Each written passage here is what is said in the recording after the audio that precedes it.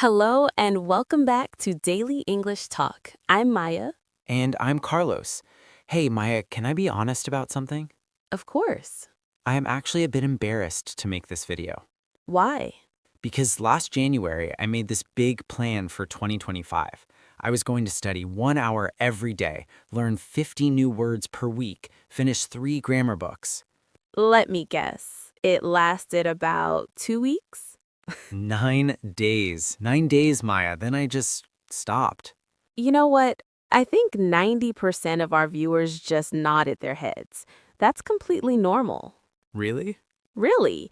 The problem wasn't you, the problem was the plan. It was too big, too aggressive, too exhausting just thinking about it. So, what do we do differently this time? We make a plan that actually works, not a fantasy plan, a real one. I like the sound of that. Today, we're going to talk about 3 ideas that changed how I think about learning. I call them the 3 pillars: slow English, daily habits, and friendly discipline. Friendly discipline, those two words don't usually go together. I know, right? But stick with me. By the end of this video, you're going to have a plan that feels light, not heavy. And here's the thing. Before we go any further, I want to ask you something. Everyone watching, pause for just a second and think, what's one thing you really want to do in English this year? Not what you think you should do. What do you actually want?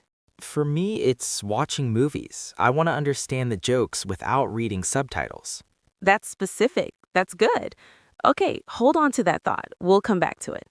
Carlos, are you ready to build a plan that actually works? I'm ready, but I'm also nervous. Good. A little nervous is honest. Let's start.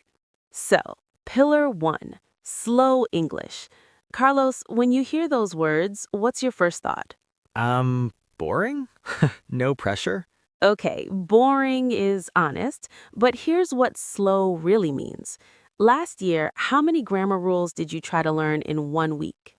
I don't know, maybe 10? I watched a lot of YouTube videos about present perfect and past perfect and... And did you actually learn them? No, I got confused and then I felt stupid. You're not stupid. Your brain was just overwhelmed. Think about it like this. When you eat, do you try to eat an entire pizza in one bite? No, that would be impossible.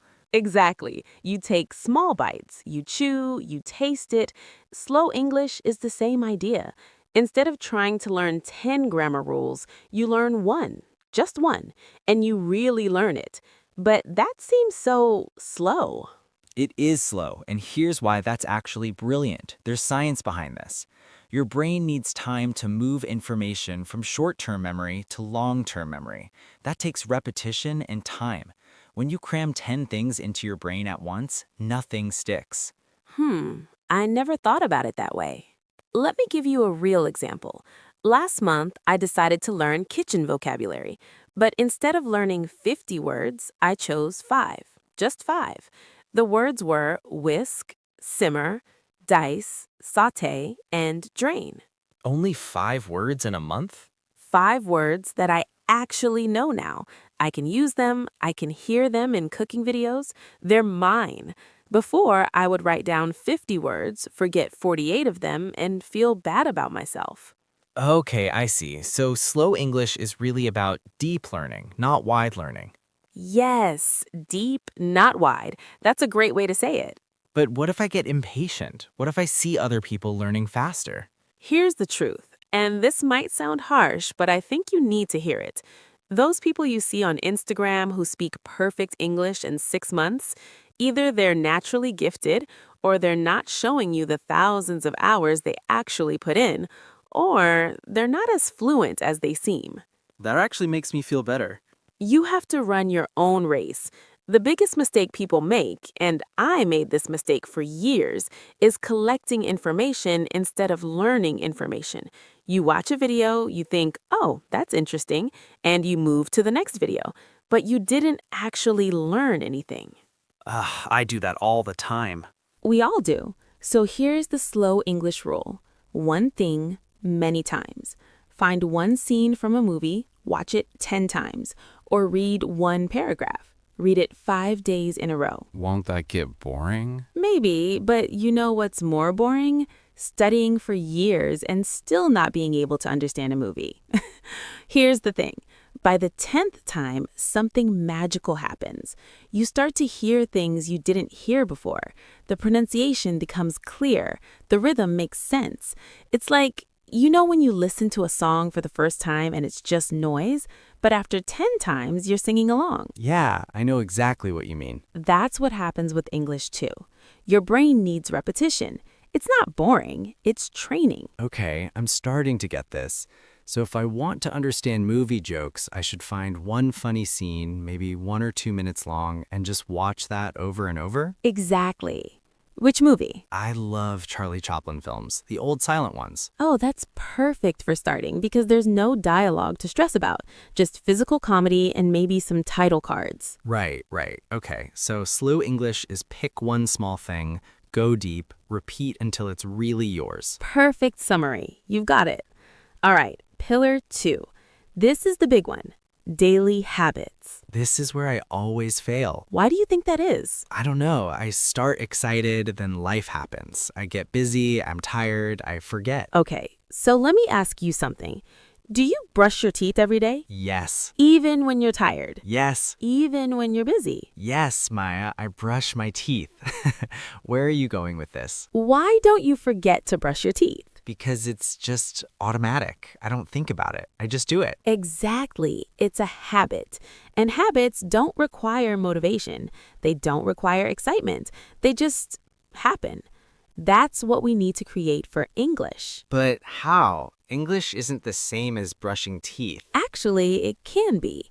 Here's the secret that changed everything for me. Your English habit needs to be so small that it feels almost stupid. What do you mean? I mean, if your habit is study English for 1 hour, that's not a habit. That's a project. A habit needs to be tiny, so tiny that even on your worst day, you can still do it. How tiny? 1 minute. Seriously, 1 minute. 1 minute of English? That's nothing. That's the point. If it's nothing, you'll actually do it. Let me explain the science. There's this thing called habit stacking. You attach a new tiny habit to something you already do every day. Like you already drink coffee every morning, right? Every single morning. Can't function without it. Perfect. So your habit could be, while the coffee is brewing, open your English app. Just open it. That's it. Just open it? Maybe you do one quick lesson, maybe you just look at one word, but the action is so easy that you do it automatically. The coffee is your trigger, opening the app is your action. That actually seems doable. Here's what happens. After 2 weeks of just opening the app while your coffee brews, it becomes automatic. You don't debate it, you don't need motivation. Your brain just goes, coffee time equals English app time. And then what? Then, because you're already in the app, you usually end up doing a little bit.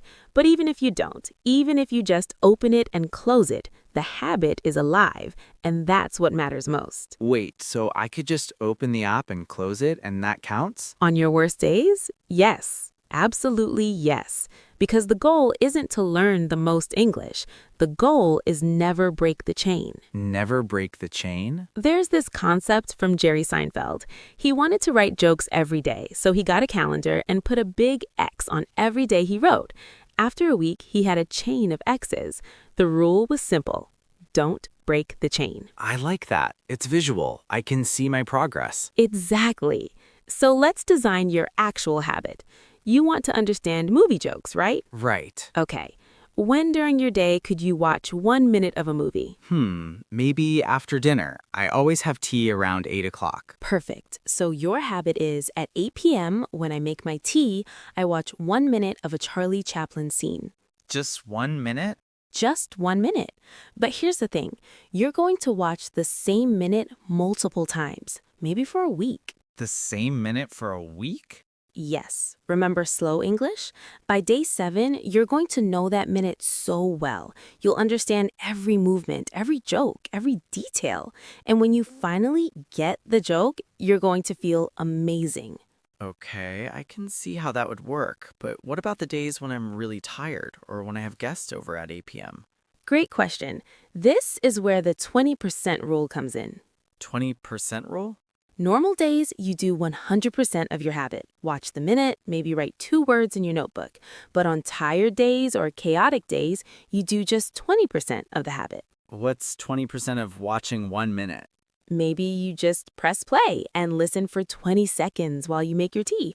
Or you don't watch at all. You just think about the scene for 5 seconds. The point is, you acknowledge the habit. You touch it. You don't completely ignore it. Why does that matter? Because breaking the habit is what kills progress. If you skip 1 day, it becomes easier to skip 2 days, then 3. Then you've stopped completely and you feel guilty. That's exactly what happens to me. But if you do even 20%, you keep the habit alive. The chain doesn't break. And the next day, you go back to 100%. No guilt? No guilt. This is important, Carlos. Guilt is a terrible teacher. Guilt makes you avoid things. What we want is progress, not perfection. Progress, not perfection. I need to write that down. Here's another practical tip. Prepare everything the night before. What do you mean? At 7:30 p.m., before your 8 p.m. tea time, set up everything you need. Get your headphones, open the movie to the right scene, put your notebook on the table. Remove all friction. Remove friction? Yeah, if you have to search for the movie, find the scene, look for your notebook, plug in your headphones, that's friction. That's resistance. And when you're tired, any little bit of resistance can stop you. So if everything is ready, I just sit down and press play. Exactly. The decision is already made. You've made it easy for your future tired self. That's actually really smart. One more thing about habits. Find an accountability partner. Like who? Me, or a friend who's also learning English. Every Sunday, we can check in with each other. Hey, how many days did you do your habit this week? It's not about judgment, it's about support. I like that. It makes it less lonely. Learning can be lonely, but it doesn't have to be. Even just knowing someone else is checking in makes a huge difference. Actually, everyone watching, leave a comment right now about what habit you're going to try. Just typing it makes it more real. Okay, so daily habits is about make it tiny, attach it to something you already do, prepare everything in advance, use the 20% rule on hard days, and find someone to check in with. Perfect. You've got it. All right, pillar 3, friendly discipline. I'm still confused about how discipline can be friendly. Yeah, I know. The word discipline usually makes people think of a strict teacher or a drill sergeant, right? Exactly, like someone yelling at you to study harder. But that's not what discipline really is, or at least that's not what useful discipline is. Let me ask you something. Why do you want to learn English? Because I want to understand movies. I want to travel and talk to people. I want to feel confident. Okay, so those are your real reasons, your real motivation.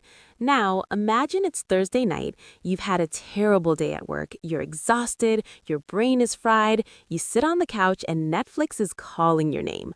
What happens to your English habit? It dies. I watch Netflix and feel guilty later. Right, because in that moment, your motivation is gone. You don't feel excited about learning English, you just want to zone out. So what's the solution? Friendly discipline is the solution. It's like having a kind friend who gently reminds you of what you actually want. How? Okay, picture this. It's Thursday night, you're exhausted, you're on the couch, but then you remember. You've set everything up. Your headphones are right there on the coffee table. Your laptop is open to the Charlie Chaplin scene. All you have to do is press play. That's the preparation part from earlier. Yes, preparation is friendly discipline. You're not forcing yourself to do something hard. You've made it so easy that it's actually easier to just do it than to resist it.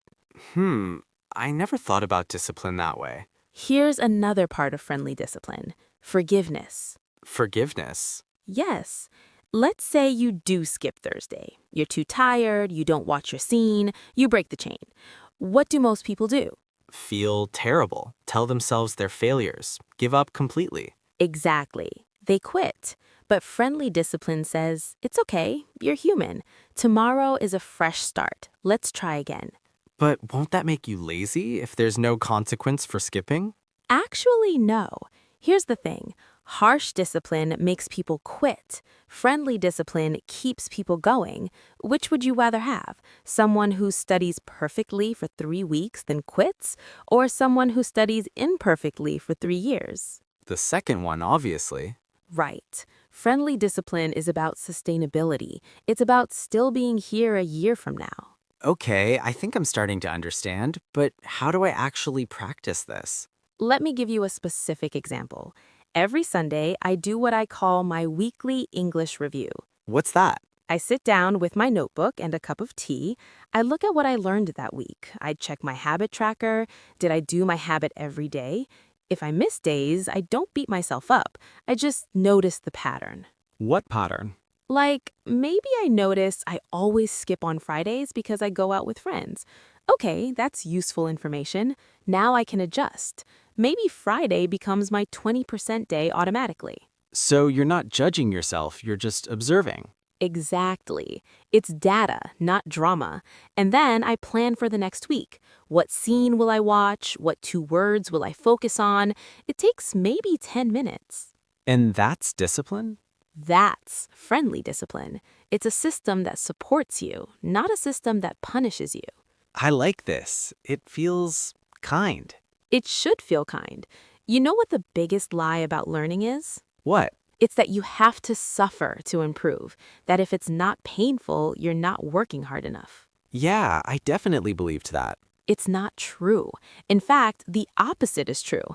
When learning feels good, you do it more. And when you do it more, you improve faster. So, friendly discipline is really about designing a system that works with your life, not against it. Yes, that's exactly it. Okay, so how do I start? First, get a notebook, not your phone, an actual physical notebook. There's something about writing by hand that makes it more real. Okay. Second, every day after you do your habit, write 1 sentence in your notebook. Could be anything. Today I watched the Chaplin scene. The word tramp is new to me. That's it. Takes 30 seconds. And on Sunday? On Sunday, you read through your week. You'll see your progress right there in front of you. 7 days of sentences. That visual proof is incredibly powerful. What if I have a week where I only did 3 days? You still have 3 days. That's 3 more days than if you'd quit completely. You look at those 3 days and you say, good, next week let's try for 4. Not 7? Maybe 7, but maybe 4 is more realistic right now. Friendly discipline is about honest goals, not fantasy goals. I think I've been setting fantasy goals my whole life. Most people do, but not anymore. Okay, Carlos, let's put this all together. You're going to create your actual plan for 2026 right now. Right now? Right now. And everyone watching, you should do this too. Get a piece of paper. Let's do this together. Okay, I'm ready. First, slow English. What's your focus for January? Understanding comedy, specifically 1-minute scenes from Charlie Chaplin films. Good. Specific. Not get better at English, but understand comedy. Now, daily habit. What's your trigger? Making tea at 8 p.m. And your action? Watch my 1-minute Chaplin scene. Maybe write down 2 new words if I feel like it. Good. And on tired days? 20%. Just play the scene while I make tea. Don't even have to sit down. Perfect. Now, friendly discipline. What's your preparation? At 7:30 p.m., I set up my laptop and headphones on the coffee table, open the scene, put my notebook next to it. And your weekly check-in? Sunday at 10 a.m., I'll review my notebook, see how many days I actually did it, and plan for next week. And if you miss days? No guilt, just observe the pattern and adjust. Carlos, you just created a real plan. I did, didn't I? How does it feel? Honestly, it feels achievable. It doesn't feel heavy. That's exactly how it should feel. Now, here's my plan, so you can see mine too. My focus is cooking vocabulary.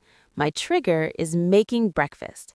My action is watching a 30-second cooking tutorial on YouTube while my coffee brews. I write 1 new cooking word in my notebook. On Sundays, I actually cook something and try to use my new words out loud while I cook. I love that. So we're both doing it. We're both doing it. And now tell you what, let's check in with each other in the comments. I'll share my progress, you share yours. Deal. Everyone watching, here's what I want you to do tonight. Before you go to bed, write down your plan. Use our 3 pillars. What's your slow focus? What's your daily habit? What's your friendly discipline system? Then post it in the comments. I'm serious. We'll read them. We'll reply. You're not alone in this. Yeah, and if you post your plan, you're more likely to actually do it. Exactly. Accountability. Maya, I have to say, this feels different than other times I've tried to make a plan. Why? Because it's not about being perfect, it's about being consistent. It's not about doing everything, it's about doing one thing well. Yes, that's exactly it. And I think that's what people need to hear. You don't need to study 3 hours a day. You don't need to finish 10 grammar books. You don't need to be fluent by March. You just need to show up. You just need to show up. Small, every day, with kindness. Slow, small, and kind. That's your motto right there. Slow, small, and kind. If you can remember those 3 words, you've got everything you need. I'm going to start tonight. After we finish filming, I'm going to choose my first Joplin scene. Which one? Maybe the bread roll dance from the Gold Rush. Have you seen it? Oh, that's iconic. Perfect choice. I'm actually excited. I usually feel anxious about English plans, but right now I just feel ready. Good. That's the feeling we want. Not pressure, not stress, just readiness. So let me summarize the 3 pillars one more time for everyone. Pillar 1, slow English. Go deep with one thing instead of skimming many things. Pillar 2, daily habits. Make your actions so tiny that you can't fail. Attach it to something you already do. Pillar 3, friendly discipline. Prepare everything. Forgive yourself. Check in weekly. No drama. Perfect summary. And here's what you need to do right now, tonight, before you sleep. Choose one thing, just one. What do you want to understand in English? A song? A movie scene? A TED Talk? Pick one. Then decide your trigger. What do you already do every day that could become your English moment? Write it down, make it real, and post it in the comments so we can cheer you on. Because here's the truth. You can do this, not because you're special or talented, But because the system works, small habits repeated over time create massive change. and we'll be here with you. Every week, we're making videos. You're not alone. So if you found this helpful, please hit that subscribe button and like this video. It really does help other learners find us. And turn on notifications so you don't miss our next video. We're going to keep talking about real strategies that actually work. Not fantasy plans, real plans. Real plans for real people with real lives. All right, everyone, your homework. Post your plan in the comments. We're reading all of them. And we'll see you next week. Same time, same place. Keep it slow. Keep it small. Keep it kind. Bye, everyone. Take care. You've got this.